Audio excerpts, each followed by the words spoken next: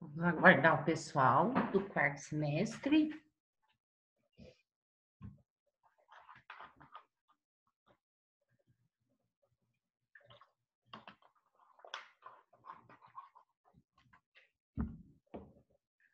Dois minutinhos só, porque a gente já tinha marcado um horário, né? Aqui.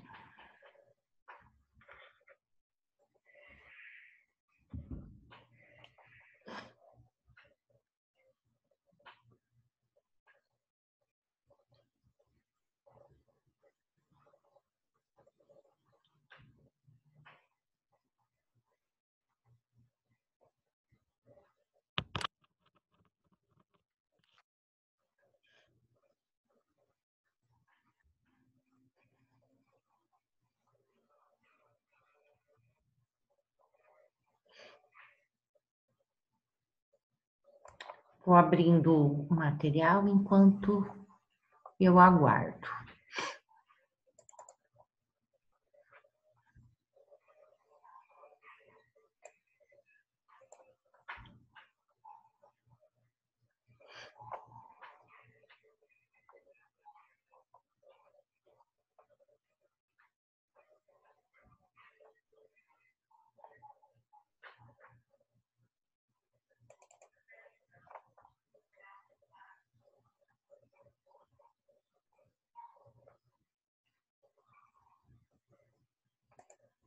Não estou gravando, né? Tá ok.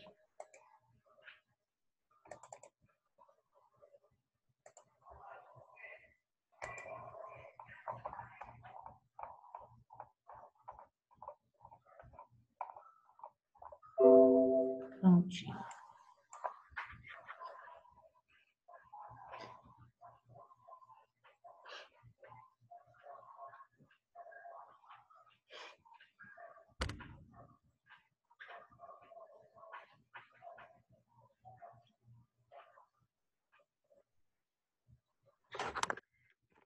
Bom, vou dando início aqui, pessoal, então, para a aula, tá? Bom, na aula anterior a gente já falou sobre o grupo dos insetos, né? Já falou sobre essa diversidade em relação aos outros grupos de animais, né? Que a gente tem dentro do nosso planeta.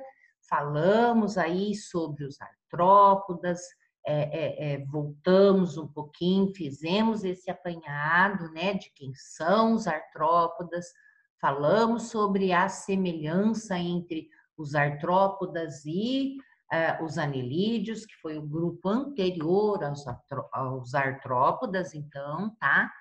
Falamos dessas diferenças, falamos das características, então, gerais desses artrópodas, tá? Como um todo, ok? E depois a gente falou de hexápoda, né? Que era, portanto, esses seres vivos aí que têm, então, 6 pernas, né? Que acaba constituindo outros insetos que não são alados e tudo mais, mas que possuem seis pernas, né? E que depois a gente, então, separou aí esse grupo específico aí dos insetos, né? Que é o nosso grupo de interesse, onde nós temos, então, as subdivisões aí em entognata e ectognata, né? E depois nós vimos também que existe a divisão apterigota e os pterigota, onde nós temos, portanto, a não presença de asas, tá? E a presença de asas em alguns grupos.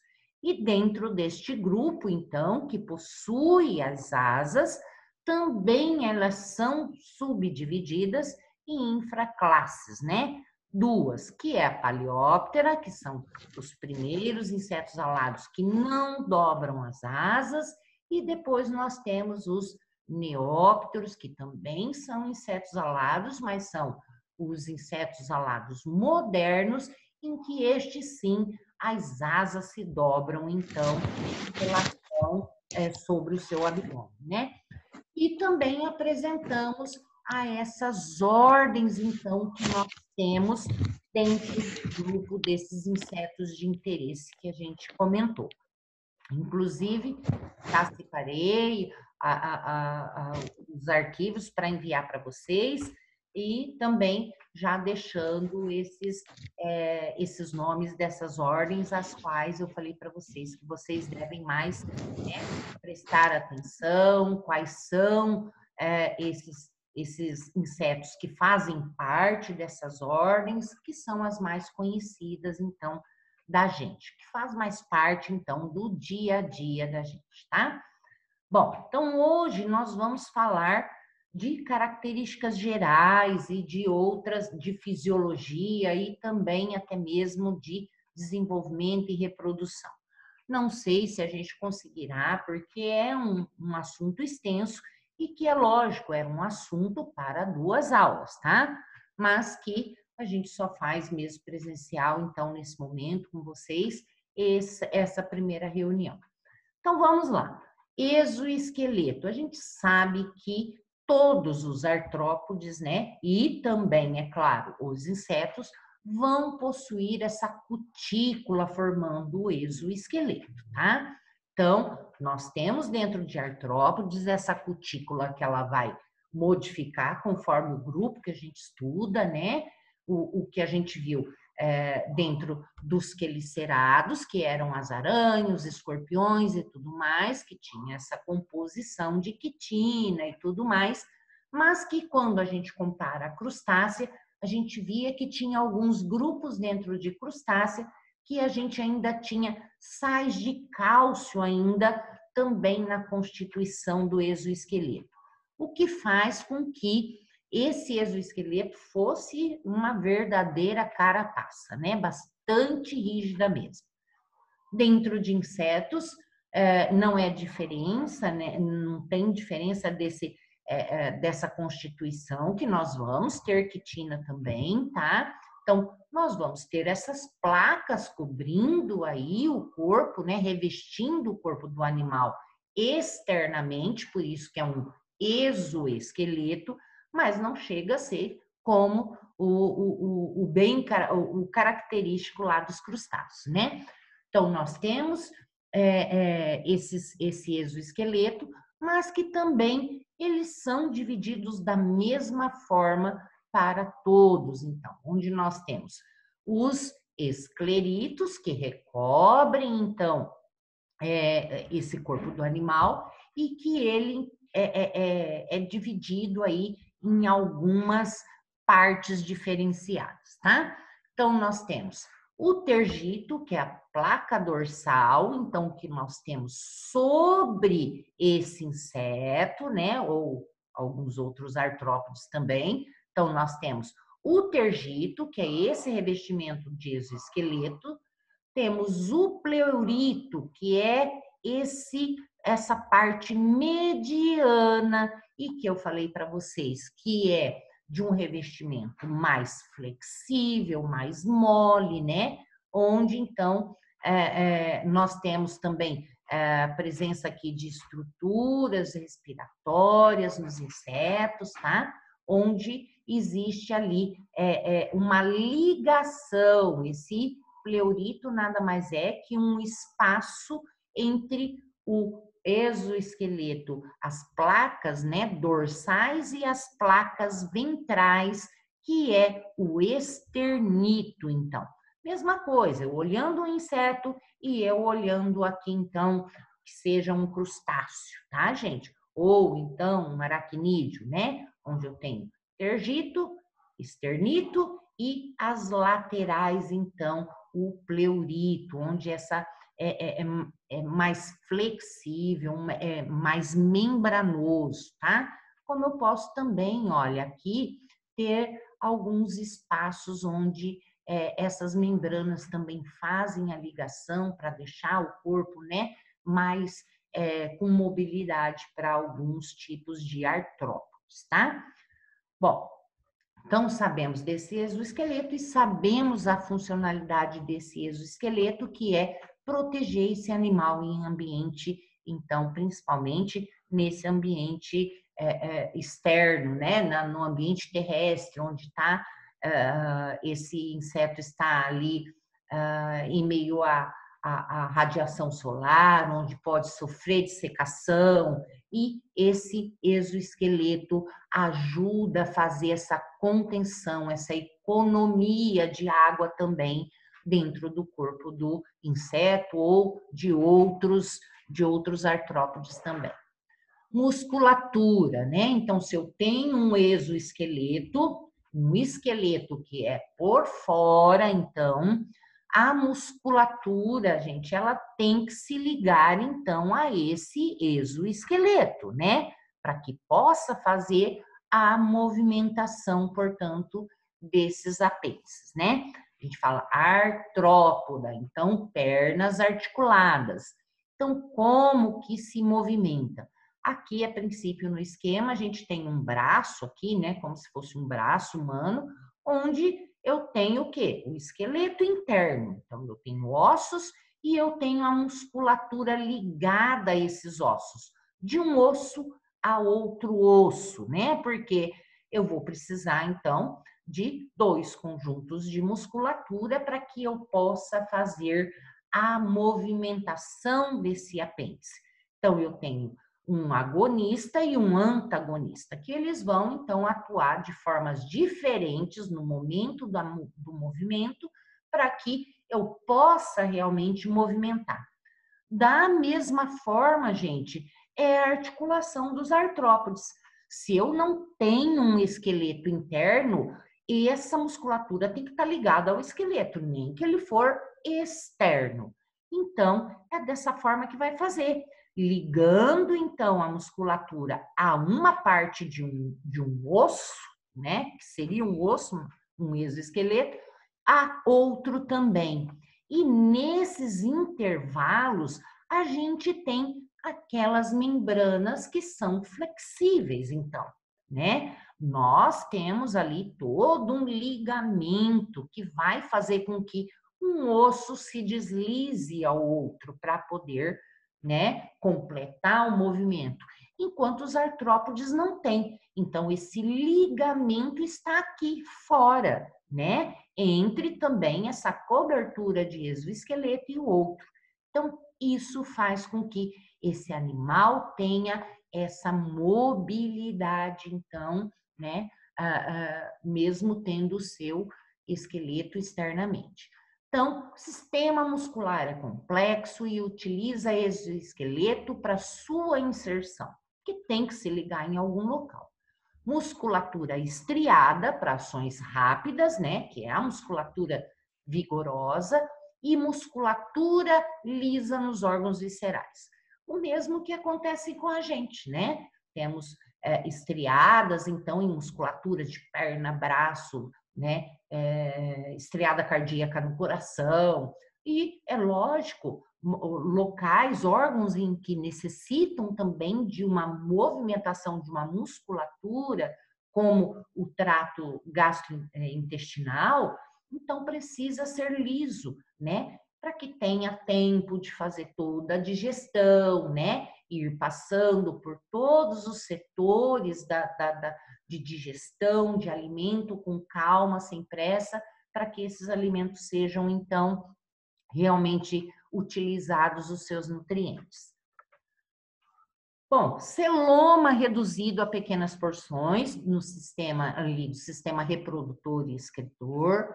A cavidade do corpo é chamada de hemocele, né? Onde a gente já falou que, então, existem alguns locais, lacunas que sejam entre esses tecidos e onde a circulação é aberta e, em dado momento, esse sangue, né? Que é a hemolinfa, né? Não é um sangue, é uma hemolinfa, ela cai, então, como é aberta, ela não vai ter continuidade em vasos, cai e vai banhar esses órgãos, então, levando nutrientes aí para esses órgãos, então, tá?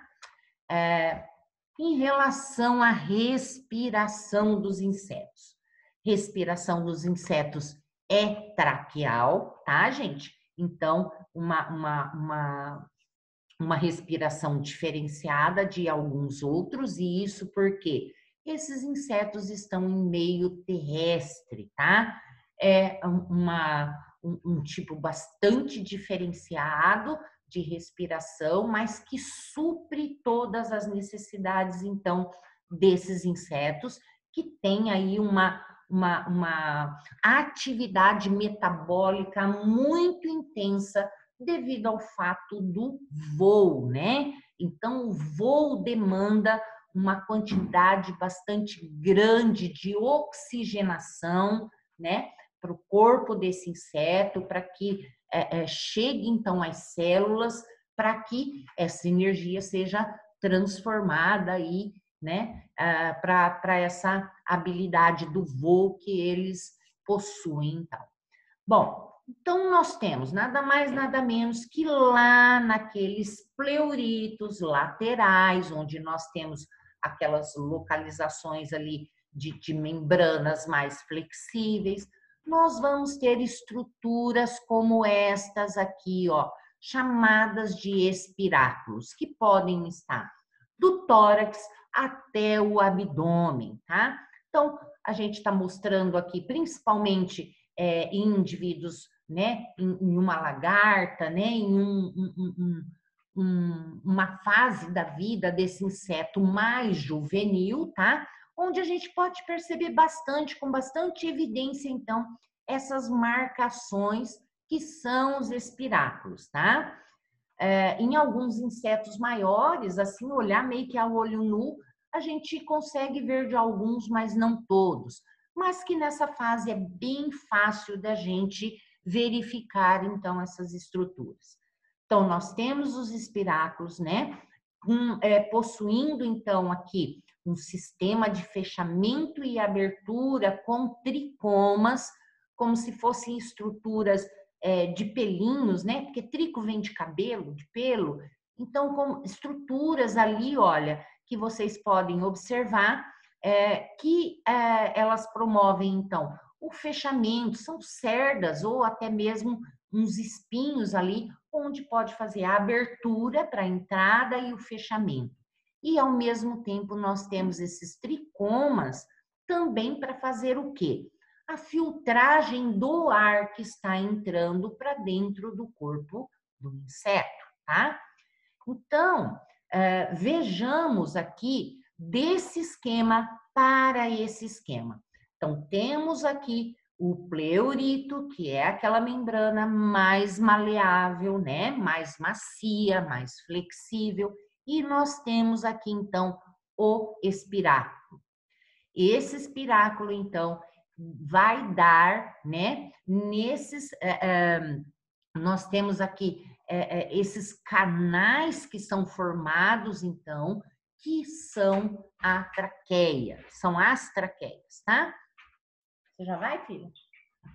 Então, temos as traqueias, e vocês podem notar que o calibre dessas traqueias é bem maior aqui e ao longo do corpo do que quando a gente vê elas chegarem até aos tecidos. Por quê? Aqui nós temos as traqueias.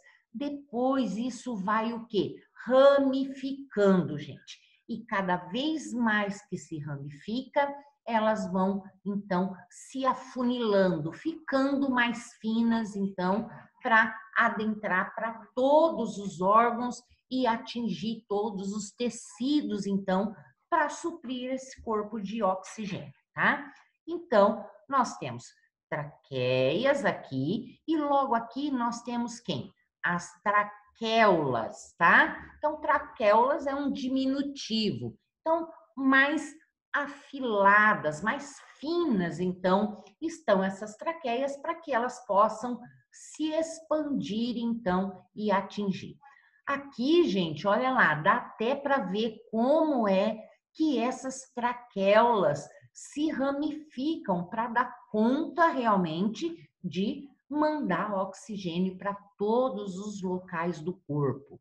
Então, lembre-se que, vamos falar um pouco mais depois, mas que, como em muitos outros grupos animais e em nós também, Quem é responsável de levar o oxigênio? O sangue também, né? Que faz essa troca lá no pulmão e o sangue vem limpinho arterial, trazendo nutrientes, mas também traz oxigênio. Para insetos, não. Insetos, quem faz o suprimento de oxigênio são as traqueias. A circulação, então, nos insetos não tem participação de distribuição de gases, tá? Bom, então, vimos lá que isso se expande para todo o corpo. E aqui no cantinho, na hora que vocês veem esse inseto aqui, isso aqui porque, olha, estão vendo que parece uns pelinhos aqui em volta? Isso é um inseto, então, que ele passa a fase juvenil dele em ambiente aquático, tá, gente? Portanto, dentro de um ambiente aquático, a respiração só pode ser através de quê? Através das... Lembra, Yasmin? Oi? Qual tipo de respiração que pode que vai ocorrer dentro em ambiente aquático? Tem a braquial. As brânquias, né? Através de brânquias, porque essas brânquias, então, vão estar ali irrigadas, né? E vão receber, vão fazer troca com essa água, porque as moléculas de oxigênio estão ali dissolvidas na água. Então, é lógico que as brânquias então, um sistema de respiração adequado ao ambiente aquático. É só essa ou tem outra, professora? Oi? Coordenar. É só esse tipo de respiração dentro d'água ou tem outro? Dentro da água, É, mais branquial mesmo. só, né? Em fase juvenil desses insetos, branquial. A gente tem alguns insetos depois de adulto que passeiam, ficam na água, mas eles têm outros sistemas, como eles já têm algumas estruturas no corpo em que, por exemplo, um besouro, um coleóptera, que ele vai para baixo de água, ele nada, ele submerge tudo, mas o que ele faz? Ele tem uma estrutura corporal que ele consegue formar uma bolha de ar para ele descer. Então, ele fica respirando pela traqueia dele, retirando daquela bolha que ele levou para baixo na água, tá? Mas os que têm fase larval, então, dentro, a fase larval é de brânquias, é ter brânquias, então, para respiração. Quando eles vão, ao longo, então, do seu ciclo aí, passando, né, se desenvolvendo, e é lógico que eles vão vir para o meio terrestre. Quando chega aqui, é lógico, eles têm que passar pela metamorfose, onde então eles não utilizarão mais brânquias, e sim vão ser transformadas então essas estruturas respiratórias em traqueias depois. Tudo bem? Tudo. Bom, maioria com sistema traqueal, né? Altamente eficiente, então, no grupo dos artrópodes terrestres, né? Uma vez que existe isso, né? A gente viu lá em outros artrópodes que sempre tem essa, ou é a traqueia, ou é os pulmões foliáceos mais os espiráculos, que é como se fosse uma traqueia também, né? Então, sempre esse tipo de respiração para esses animais que estão em ambiente terrestre, então, tá? Artrópodes, então, aquáticos, né? Vão utilizar brânquias. O que acontece também nos artrópodes crustáceos, que a gente viu, que é brânquia, né? Por quê? Porque estão dentro do meio aquático e esse é o sistema, então, de respiração adequado para aquele tipo de respiração, então. Mas é lógico, vão ter outros, não são todos. Pode haver, né? Como a gente viu dentro de anelídeos, que a troca é por difusão e através do tegumento, né? até nos parapódios, né? Acontecia essa troca de gás.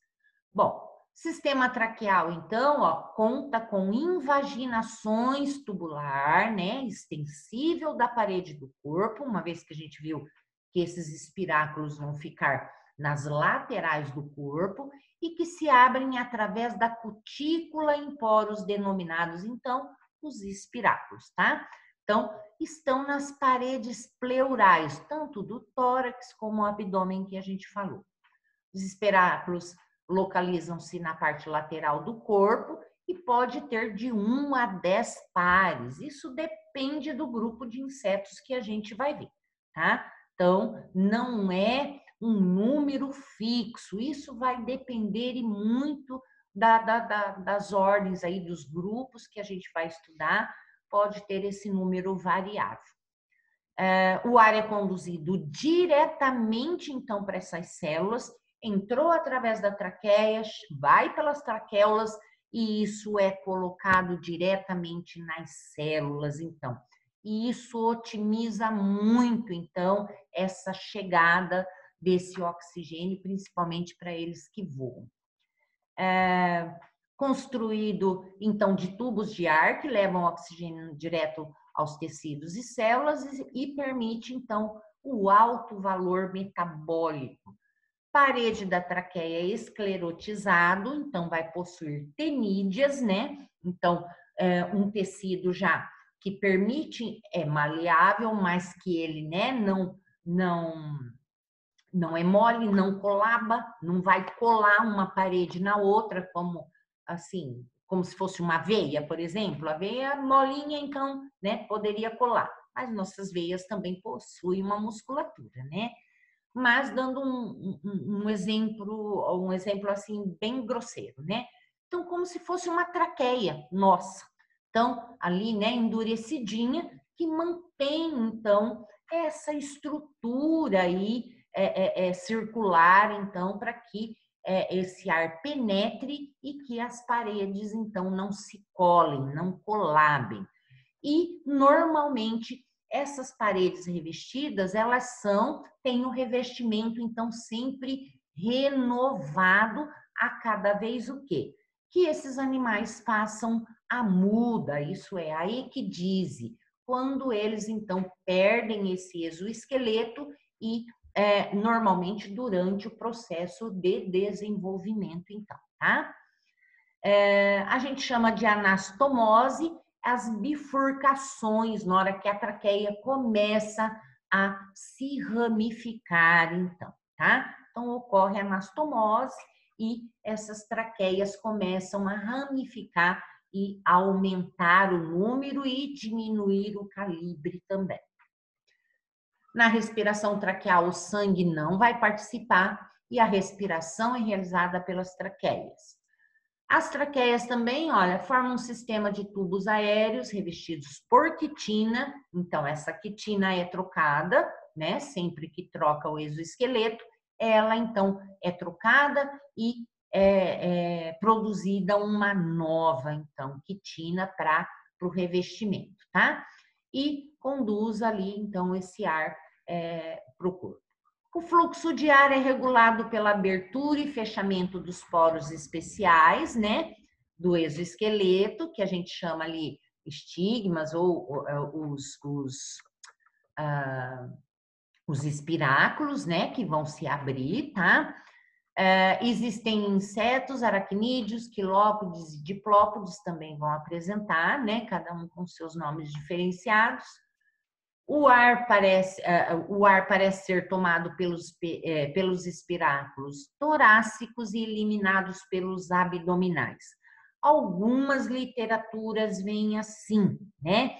Que colocam que a entrada de ar é realizada pelos espiráculos anteriores, os que estão posicionados no tórax, e pelos espiráculos, então, abdominais, são retirados retirado, portanto, o CO2 do corpo, tá? Mas, olha lá, outras literaturas não que não concordem, mas que elas colocam que, Pelo mesmo espiráculo que ocorre a entrada, também ocorre a saída do gás carbônico, tá? Então, ambas as proposições aí a gente aceita, ok? Bom, reduz o tamanho do corpo, né? Então, esse tipo de respiração também é um condicionante para que a gente tenha dentro desse grupo tamanhos não muito grandes, né, gente? A gente não vê insetos enormes. É lógico que às vezes a gente vê aí, mas quando você vê uns maiores é porque eles são tem um diâmetro mais fino, né, e tudo mais, mas que eles não conseguem ter um tamanho muito grande, já devido ao sistema respiratório ser traqueal. Então, se ele tem esse volume, então, se a gente colocar tamanho versus volume aí, o volume dentro, ele aumenta muito mais do que a superfície externa.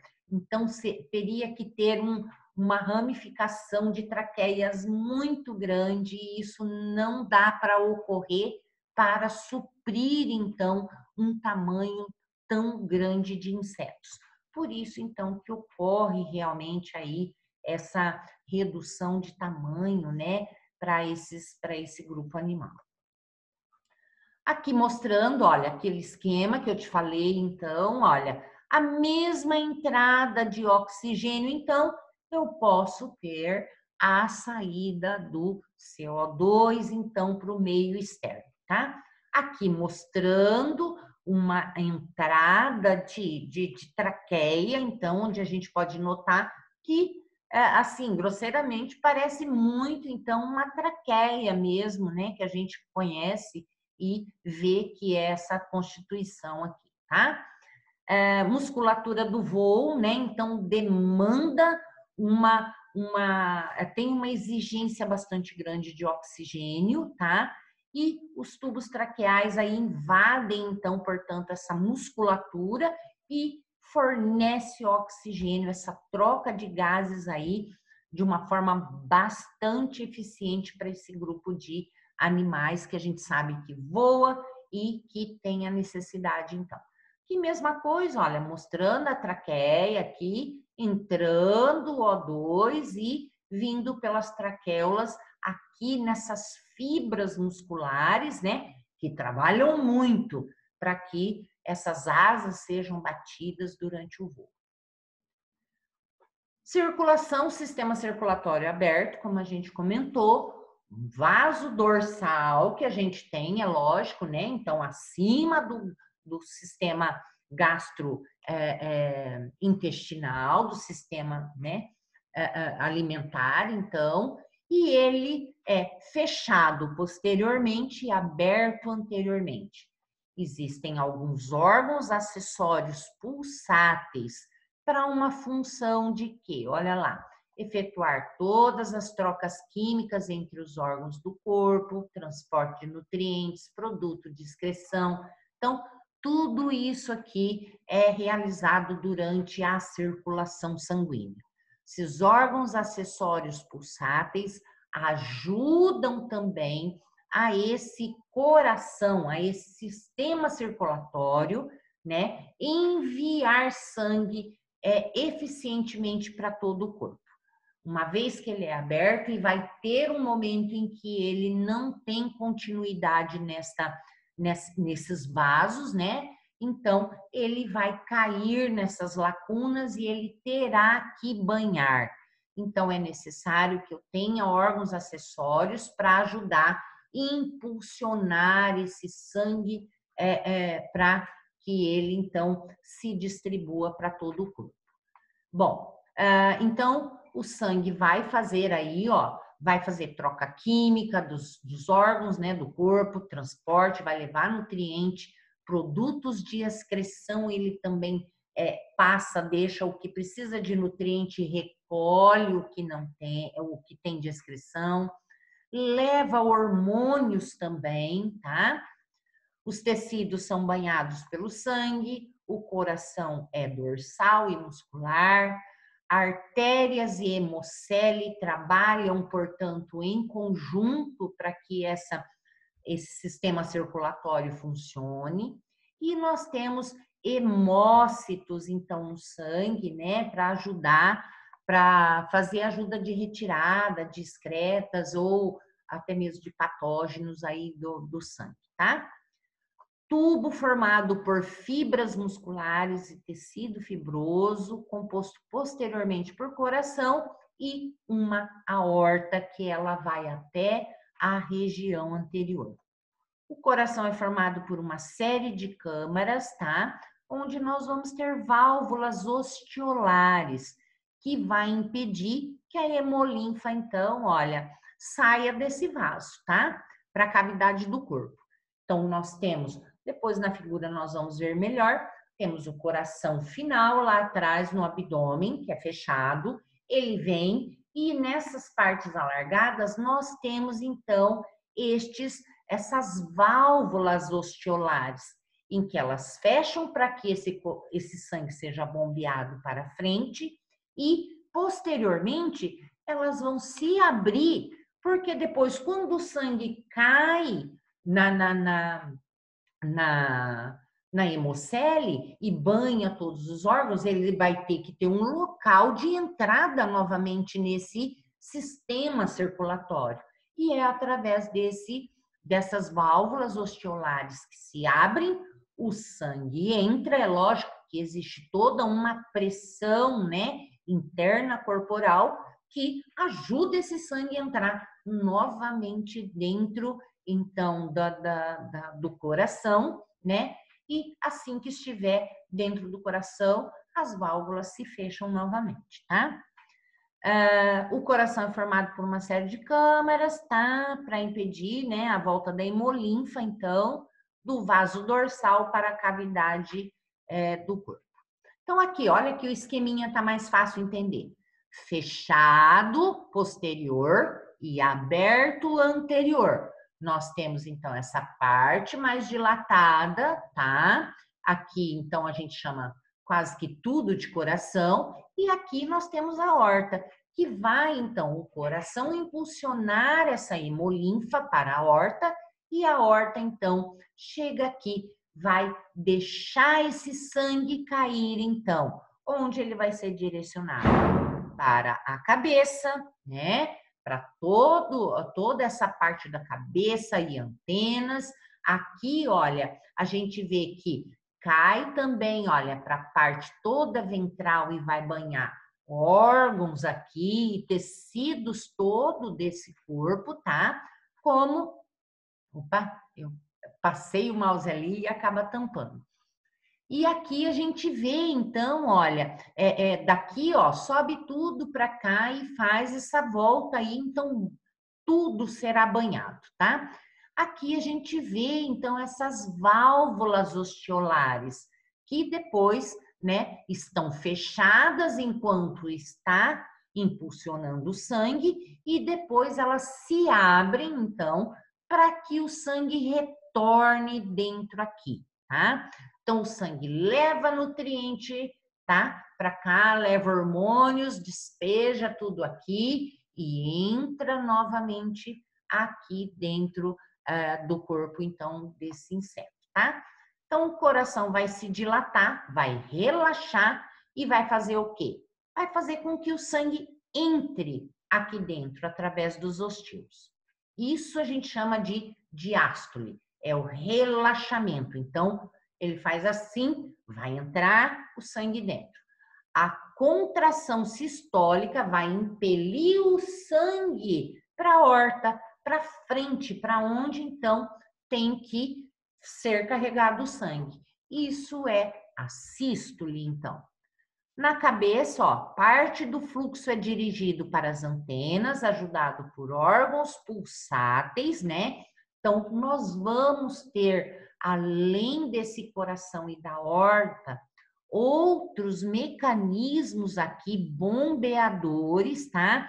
Sejam antenais ou nas asas, que vão facilitar, ó, corações acessórios, olha. A gente tem aqui, olha, presentes na asa, tá vendo aqui? Nesse desenho não mostra, mas aqui nós temos, olha, expansões aqui, ó, desses canais, então, por onde vai percorrer o sangue. Porque principalmente aqui, a asa está em total batimento, isso ajuda, então, fazer todo esse processo de bombeamento, então, do sangue, tá? Na base das asas, ó, ou de apêndices longos, pernas posteriores dos gafanhotos, né? Podem também ter esses dispositivos de órgãos, então, que vão ajudar a fazer esse bombeamento. Em todos os insetos vai existir nas pernas? Não. Desses gafanhotos, sim. Outros terão ali os das asas, mas não, né, necessariamente o das pernas. Então, a gente até mais que releva, porque gafanhotos saltam muito. Existe, além do voo, o poder de saltar. Então, são insetos saltadores e que também vai exigir uma demanda bastante grande, né? Então, tem que ter também a circulação para esses órgãos que são pernas bastante musculosas, bastante vigorosas também, tá? Bom, nas pernas posteriores, depois o sangue é coletado no sinus perivisceral e é levado ao pericardial. Então, o sangue, depois que passa tudo isso, é levado para o pericárdio, que é a região aqui onde está, né, esse coração, por onde esse sangue novamente entrará dentro desse sistema. Bom, em relação à alimentação, gente, a gente sabe que insetos, olha, tem uma grande diversidade de tipos de meios de alimentação. Eles podem ser carnívoros, tá? Herbívoros, onívoros. Onívoros quer dizer que come de tudo, tá? Então, a gente tem insetos ali herbívoros que vão tanto comer plantas como vão sugar seivas de planta também. Temos carnívoros que comem outros insetos ou outros animais. Temos alguns insetos que comem peixes, né? Temos insetos que comem até mesmo alguns vertebrados novinhos, né? Então, a gente tem uma infinidade aí de tipos de alimentação. Sistema digestivo, então, gente, com peças bucais que serão modificados conforme esse tipo aí de alimentação que ele tiver. Se eu tiver um carnívoro, eu vou ter que ter peças bucais que vão mastigar.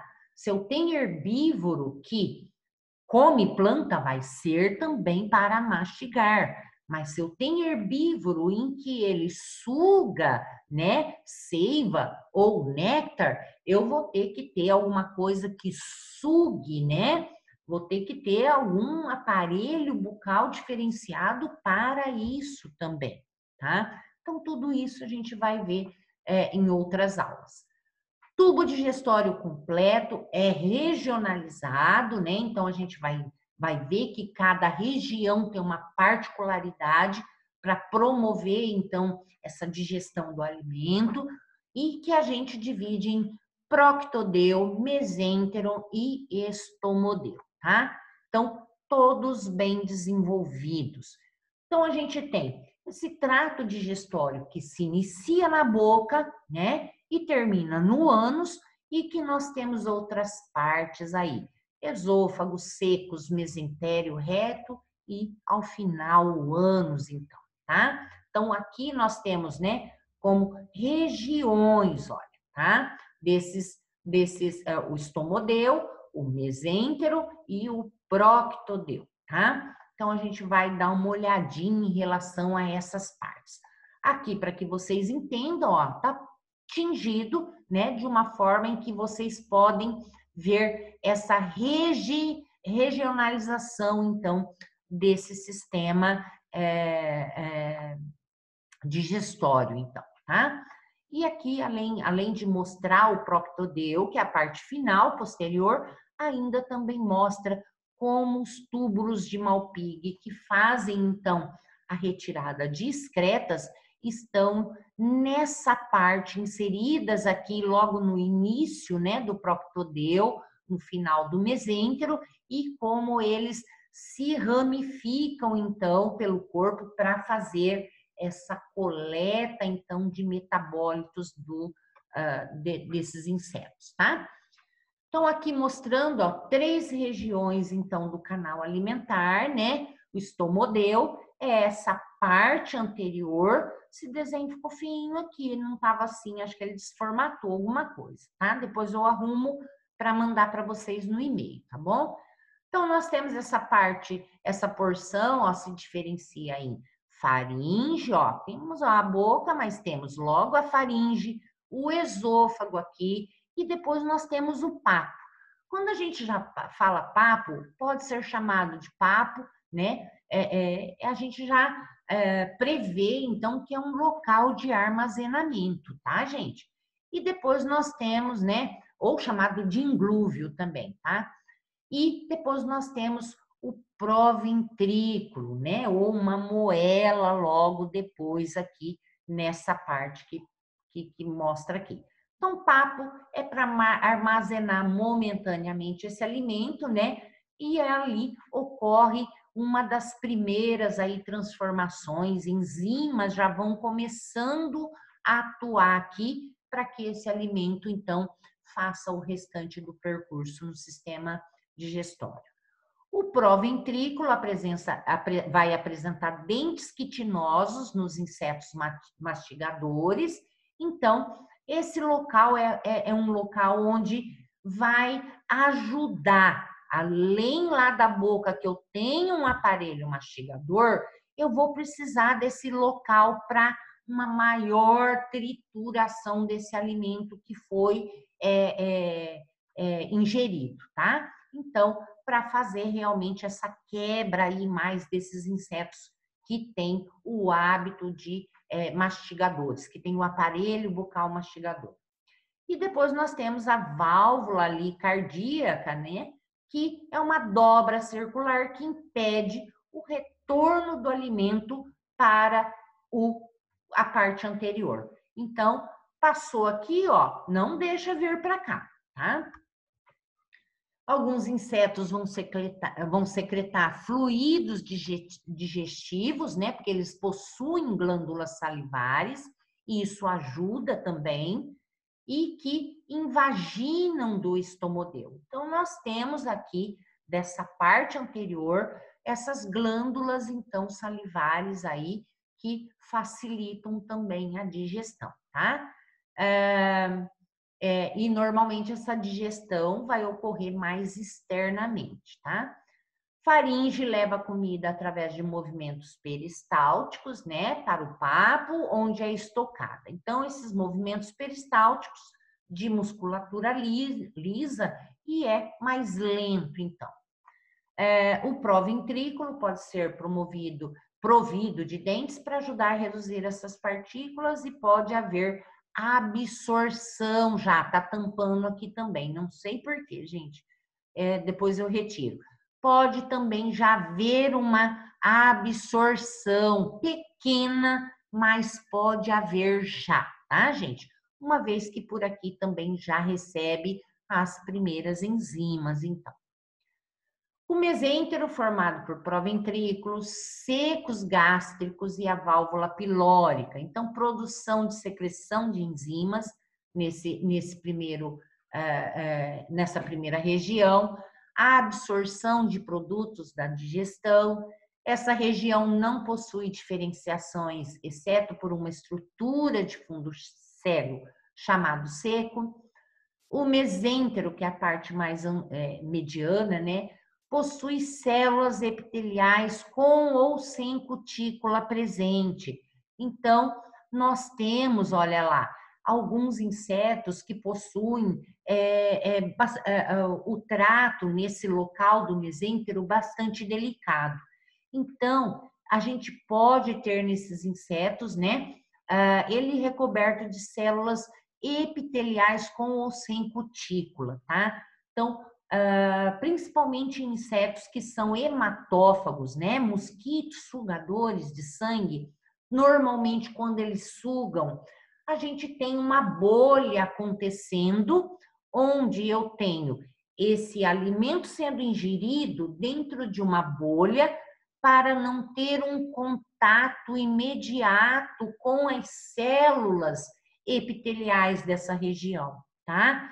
Então, a gente tem uma proteção, uma formação de película nessa região aí, em alguns grupos, tá?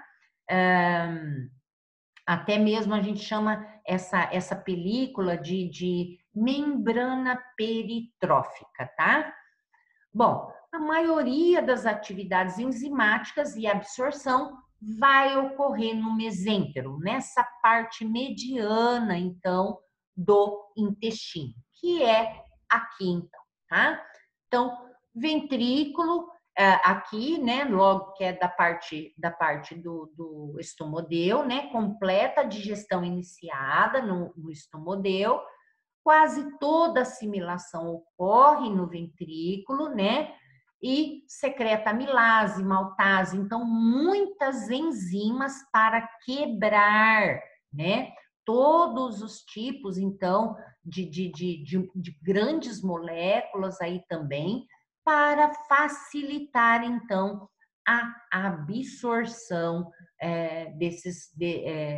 aqui nessa região, tá? Válvula pilórica, que a gente falou que existe, para não voltar aqui, né, através daqui para a parte do estomodeu, para não voltar o alimento, então, não dá o refluxo, então, para esse alimento.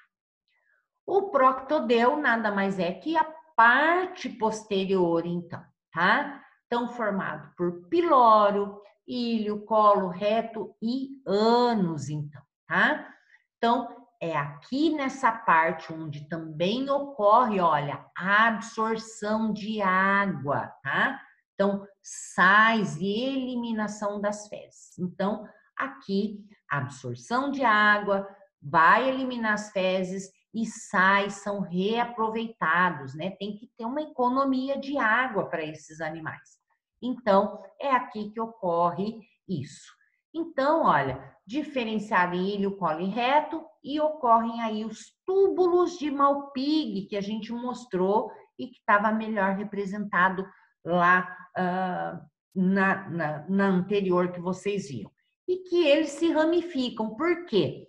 Essas excretas também recolhidas aqui já vão cair, então, nessa parte final que vai ser eliminada, então, juntamente com as fezes.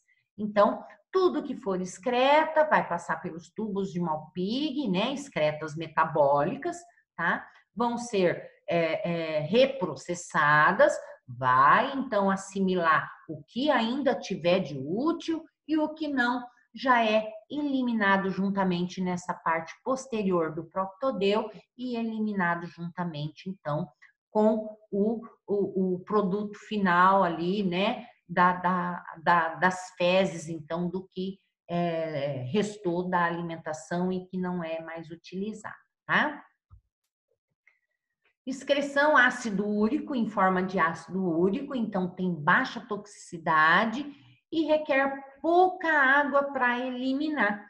Então, por isso que esses animais acabam, né, esse sistema de eliminação, de excreção e esse produto, né, é ácido úrico. Então, esse produto nitrogenado é ácido úrico, porque ele não requer que esse animal tenha muita água dentro do corpo para que ele seja eliminado. Pouquíssima água que esse inseto tenha, ele consegue, então, fazer a eliminação, né? Então, isso é uma economia de água e é uma adaptação à vida terrestre que esses insetos, então, adquiriram ao longo da evolução. Os insetos, então, olha, excretam ácido úrico pelos tubos de Malpighi que estão soltos. Olha aqui, ó, aqui dá até para mostrar nessas ramificações, até bem mais do que isso, tá? Soltos na hemocele, estão por todos os espaços que tem aqui entre órgãos e tecidos e levam as excretas para o tubo digestório, tá? Então, secreta aqui por todos esses tubos, processa e despeja aqui nesse tubo digestório aqui, final, onde ocorre o quê? Não vai ocorrer a reabsorção de água e sais que forem necessárias também?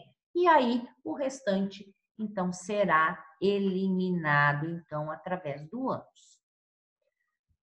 Bom, órgãos do sentido e recepção.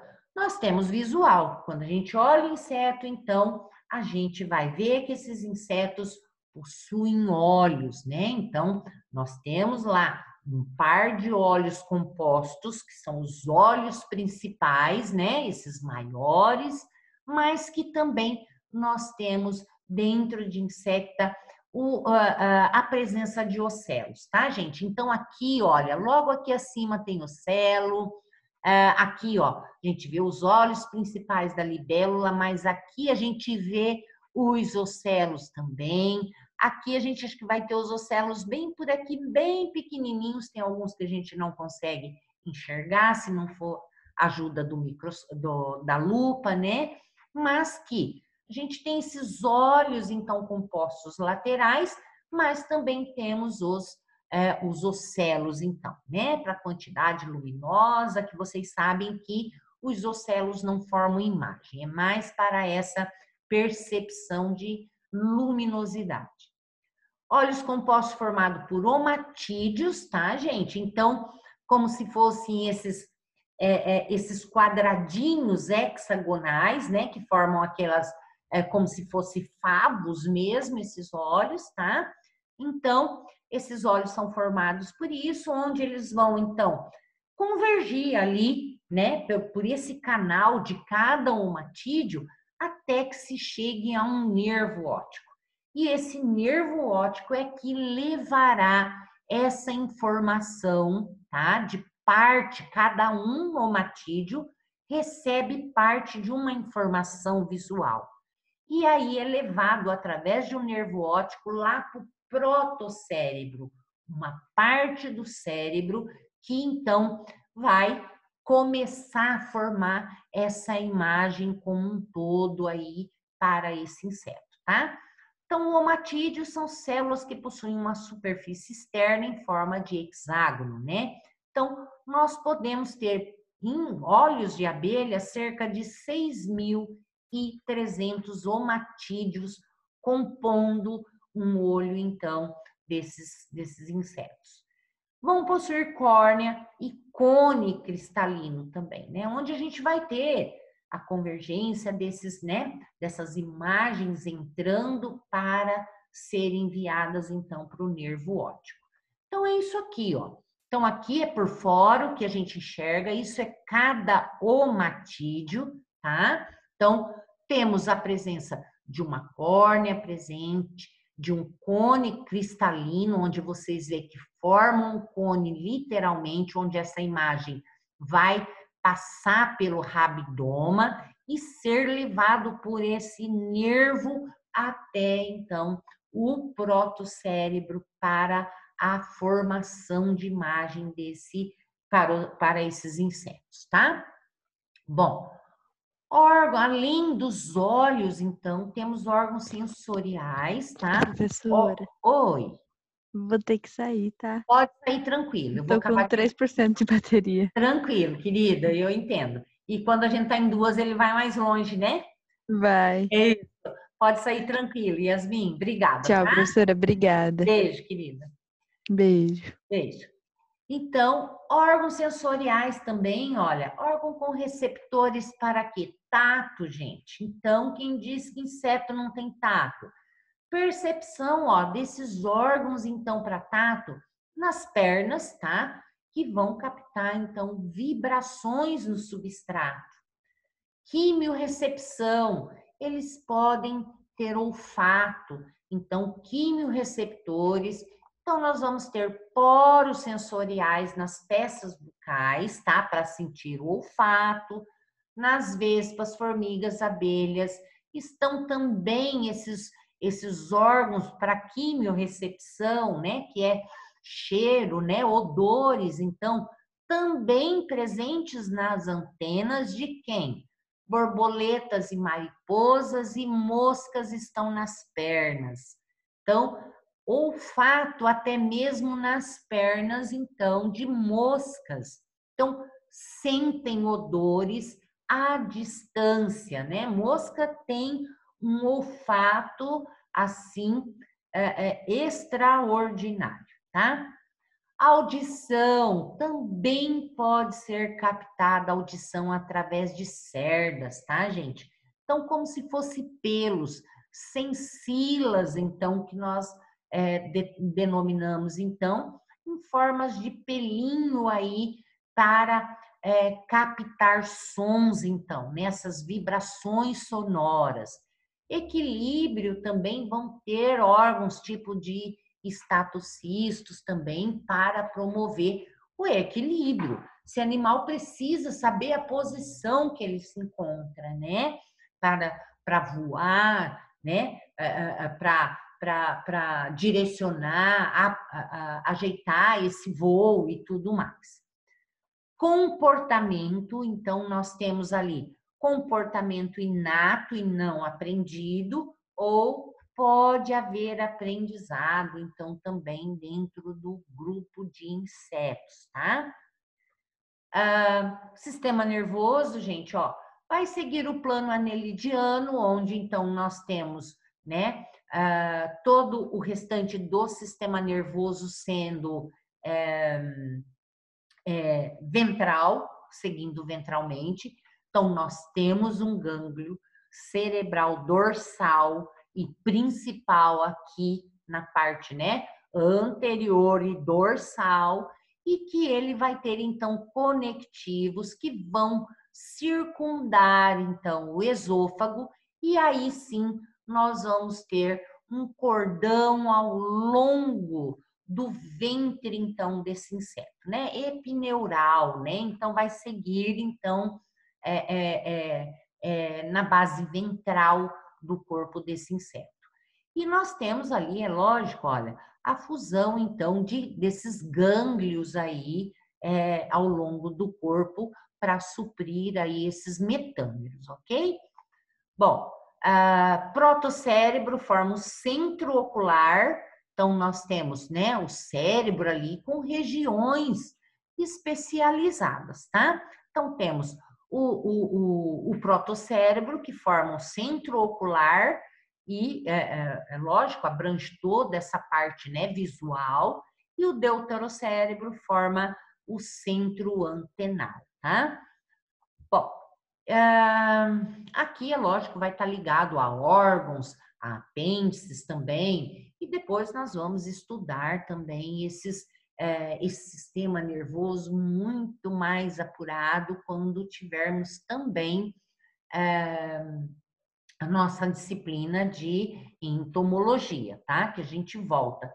Então, por isso é muito importante que vocês tenham essas bases já, né, relacionadas às características e funcionamento aí fisiológico desses animais, tá? Reprodução, olha, a gente tem hermafroditismo ocorrendo raramente, tá, gente? Então, a gente vê o hermafroditismo ocorrendo somente num tipo de um pulgãozinho, tá? Mas é muito raro. E a maioria é o quê? Dioica, gente. Então, nós vamos ter os machos e fêmeas, tá? E a fecundação, ela ocorre internamente, então, tá? Ovíparos ou vivíparos, então, nós vamos ter insetos que farão oviposição, colocarão seus ovos no meio ambiente, como nós vamos ter vivíparos. Então, nós vamos ter o desenvolvimento ocorrendo dentro do corpo da mãe, tá? E essas mães, no momento, então, da oviposição ali, elas literalmente colocam o ovo, que o ovo já imediatamente se abre, e esse juvenil já está formado, a larva já está formada, ou literalmente esse jovem já sai, essa larva já sai, sem a presença da casca, tá? Então, a esse desenvolvimento dentro do corpo da mãe, a gente chama de vivíparo, então. E depois eles vão passar por metamorfose, gente. Então, a maioria dos insetos passarão por metamorfose. Transformações que a gente observa e que são bastante intensas em alguns grupos de insetos, tá? Que nós vamos ver, tá? Onde ele sofre logo que sai do ovo até o estágio que ele alcança, então, de adulto, ou chamado de imago também, tá? Muitas espécies são partenogenéticas, isso é, não precisarão, as fêmeas não precisarão de machos e de gametas masculinos para fertilizar os seus óvulos. Então, por partenogênese, elas conseguem, então, ter a reprodução, tá? Nós temos dentro de insetos também o dimorfismo sexual.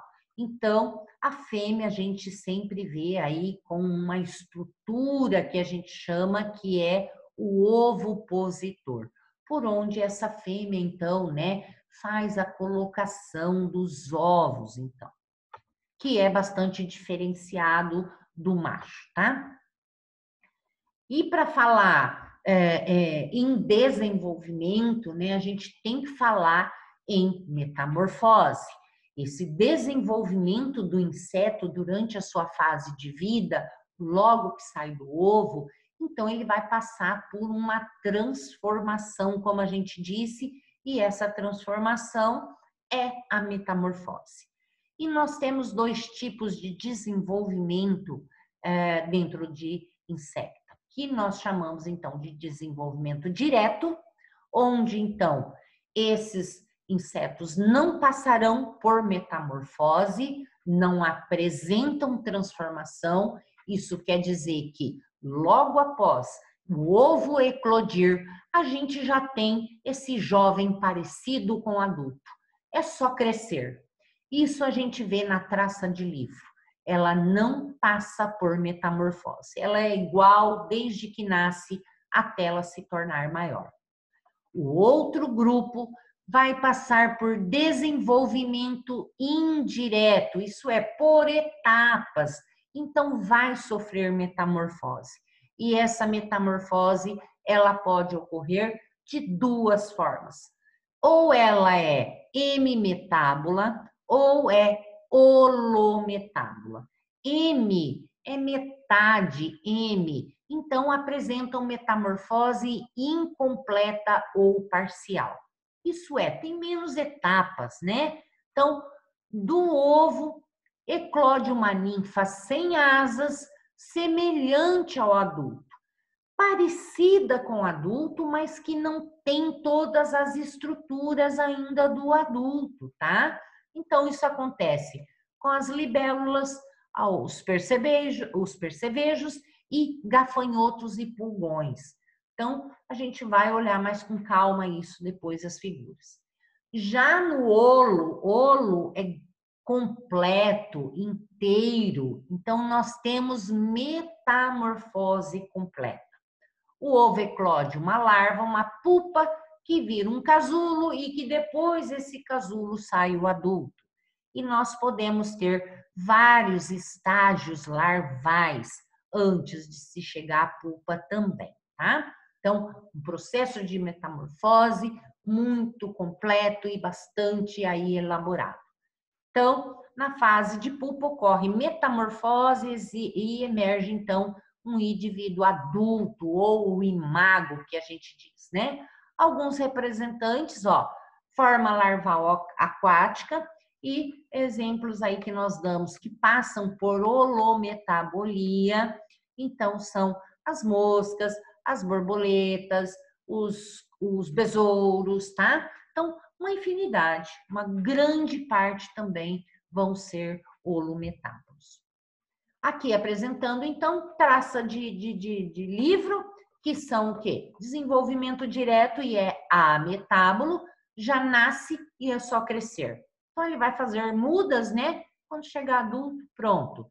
Essa aqui é uma outra traça que a gente conhece, mas que não é traça, gente, tá? Isso aqui é uma borboletinha, é uma mariposinha. Ela dá, olha ela aqui, depois que ela desenvolve a lagarta dela. Ela sempre está em produtos acabados assim. Às vezes, né, a gente encontra isso aqui até mesmo no arroz, tá? Então, aqui mostrando no milho. Aqui, então, a gente tem um processo que ocorre aqui do ovo, então, a lagarta da lagarta ao adulto, é o mesmo que acontece aqui. Então, nós temos ovo, a lagarta, então, nós temos impupando, temos a crisálida e o adulto. Holometábulo, aqui da mesma forma, olha lá, ovo, larvinha, larvinha, larvinha, L1, L2, L3, né? Até que chegue na pulpa e o adulto. Então, aqui também nós temos o holometábulo. E aqui a gente tem o M, que ele nasce quase, olha lá, parecido com os pais, mas não tem asa, falta desenvolver algumas estruturinhas ali, mas que são muito parecidos. Então, esse é o hemimetábulo, portanto, tá? Aqui mostrando mais alguns esquemas para vocês se localizarem em relação aqui é ametábulo, tá, gente? Está escrito amatábulo. E hemimetábulo aqui, tá? Então, alguns processos aqui. E sobre o exoesqueleto, a gente tornará a falar. A gente já falou sobre exoesqueleto, né? Dentro de outros artrópodes, e que ocorre da mesma forma, mas que a gente vai dar uma especificidades, então, sobre então a muda ou a equidise relacionada a esse grupo de insetos, tá? Então, é isso que a gente tinha por hoje, pessoal. Aguardo vocês na próxima aula e qualquer coisa, se houver dúvida, anotem e mandem para mim, ok? Obrigada e até mais.